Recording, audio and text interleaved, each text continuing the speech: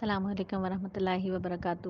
چلیں جی پیاری بیٹیوں کے ساتھ 15 سفر المظفر کا پیارا سا سبق۔ سب سے پہلے بات کریں گے نبی صلی اللہ علیہ وآلہ وسلم کی خواتین اسلام سے باتوں پر۔ حضرت عطا رضی اللہ تعالیٰ عنہ کا بیان ہے کہ حضرت ابن عباس رضی اللہ تعالیٰ عنہ نے مجھ سے فرمایا، کیا میں تمہیں ایک جنتی عورت نہ دکھاؤں؟ میں نے عرض کیا، ہاں ضرور دکھائیے، پر انہوں نے ایک عورت کی طرف اشارہ کرتے ہوئے فرمایا، دیکھو یہ کالے رنگ کی عورت، اس کے بارے میں جنتی ہونے کی بشارت ہے۔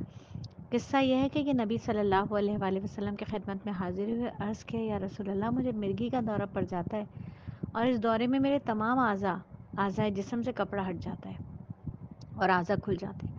آپ صلی اللہ علیہ وآلہ وسلم اللہ پاک سے دعا فرما دیں کہ میری یہ تکلیف دور ہو جائے۔ آپ سے نے فرمایا، اگر تم چاہو تو صبر کرو اور تمہیں اس کے عوض جنت ملے گی، اگر تم چاہو تو میں دعا کر دوں گا اللہ تعالیٰ تمہیں عافیت دے دے۔ یہ سن کر اس نے کہا، میں صبر کرتی ہوں۔ آپ یہ دعا فرما دیں کہ دورے کے وقت میرے کپڑے نہ کھلا کریں۔ آپ صلی اللہ علیہ وآلہ وسلم نے اس کے لیے صبر کی دعا فرما دی۔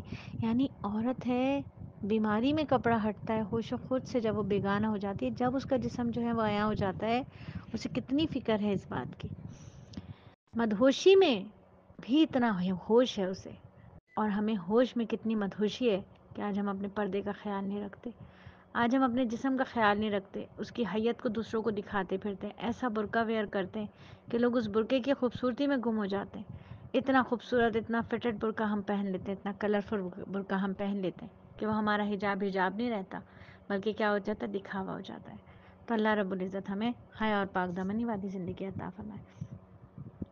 پھر نبی صلی اللہ علیہ وآلہ وسلم کو اپنے بچوں کی بھی پیاری باتیں، نبی صلی اللہ علیہ وآلہ وسلم کو اپنے پیارے نبی کی باتیں اپنے بچوں کو بھی یاد دلانی ہے ہمیں۔ تو ایک بات یہ بھی ہے کہ آپ صلی اللہ علیہ وسلم نے ارشاد فرمایا، انسان اپنی سواری کے اگلے حصے پر بیٹھنے کا زیادہ حقدار ہے، اور اسی طرح مجلس میں اپنی جگہ بیٹھنے کا جب وہ دوبارہ آئے۔ یعنی ایک جگہ پر جب ہم بیٹھے ہوئے اور ہم کسی کام سے اٹھ کر چلے گئے تو اکثر خواتین اس جگہ آ کر بیٹھ جاتی ہیں، یعنی جو سب سے آخر میں آئی ہوئی ہوتی ہیں اور ہم سب سے پہلے کسی بیان میں گئے ہوتے ہیں تو خواتین کھسک کر اس جگہ پر آ جاتی ہیں، اگر ہم کسی رفع حاجت کی وجہ سے جائیں یا پانی پینے کے لیے اٹھیں اور وہ وہاں دھڑلے سے بیٹھ جاتی ہیں، تو یہ درست نہیں ہے۔ جو پہلے صاحب جو مجلس میں پہلے آیا ہے اس کو آگے بیٹھنے کا حق ہے۔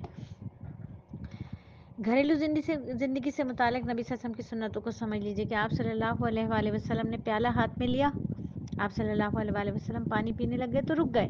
اما عائشہ سے پوچھا، حمیرہ آپ نے کہاں سے ہونٹ لگا کر پانی پیا ہے؟ جس جگہ سے منہ لگا کر پانی پیا تھا انہوں نے نشاندہی کی کہ یہاں سے۔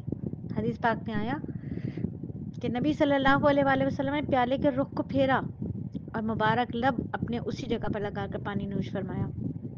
خاوند کی اپنی بیوی سے محبت ہے، جب ایسی محبت ہے تو گھر کیوں نہیں آباد ہوں گے؟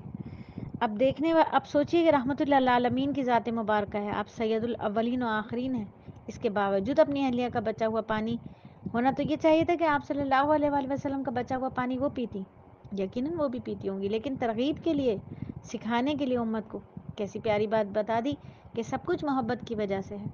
پھر ایسے ہی ایک دفعہ سوال فرمایا کہ اللہ کے نبی، آپ کو مردوں میں سب سے زیادہ کون پسند ہے؟ اللہ کے نبی فرماتے ہیں، مجھے مردوں میں سب سے زیادہ عائشہ کے ابو پسند ہے، عائشہ کے والد پسند ہیں۔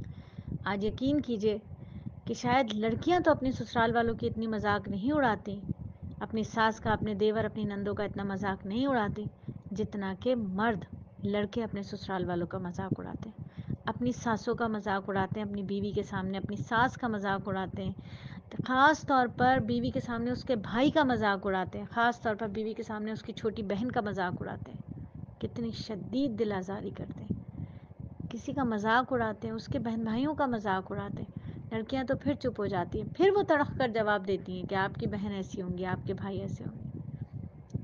تو مرد بھی کچھ کم نہیں ہوتے، لڑکیاں تو پھر سہ جاتی ہیں، لیکن مرد ہنسی مذاق اپنے بیوی کے بہن بھائیوں کا اڑاتے ہیں، اس کے ماں باپ کا مذاق اڑاتے ہیں۔ تو اللہ رب العزت ہمیں اسلام کے دین، اسلام کے طریقے پر زندگی گزارنے والا بنا دے، آمین ثم آمین۔